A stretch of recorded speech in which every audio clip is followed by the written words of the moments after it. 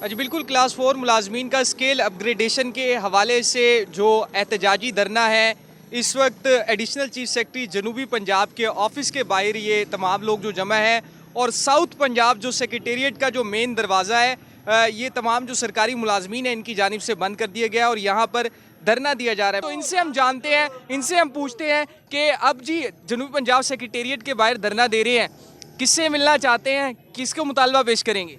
वैसे तो 75 साल का ये मुतालबा है। जब से पाकिस्तान बना है यहाँ दोहरा कानून है। दर्जा चारम के जो मुलाजमीन इन्हें प्रमोट ही नहीं किया जाता।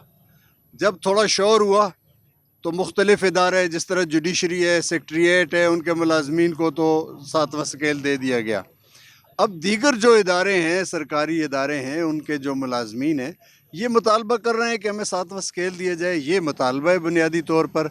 और यहाँ हम कोई धरना देने नहीं आए, कोई और एहतजाज जो एडिशनल सेक्रेटरी साहब हैं, चीफ सेक्रेटरी एडिशनल जनूबी पंजाब के लिए, उन्हें एक यादाश्त पेश करने आए हैं कि भाई ये हमारे मुतालबात हैं, आप वज़ीर आला के चीफ सेक्रेटरी के नोटिस में लाएं कि इस पर मुजाहरे हो रहे हैं। कल लिया में हुआ है, आज यहाँ हुआ है, कल मुजफ्फरगढ़ है, पूरे जनूबी पंजाब के सारे अजला में हो रहे हैं और दीगर पंजाब में भी हो रहे हैं। तो दीगर जिस तरह केपी हुकूमत ने कर लिया है ये भी कर लें। अच्छा, अब ये बताएं कि आपने तो यहाँ पर धरना ही दे दिया है, ऑफिस का दरवाज़ा ही बंद हो गया, तमाम अफसरान बाहर नहीं आ सकते, अंदर नहीं जा सकते, तो अगर मुतालबात मंजूर नहीं होते तो ये धरना जारी रहेगा?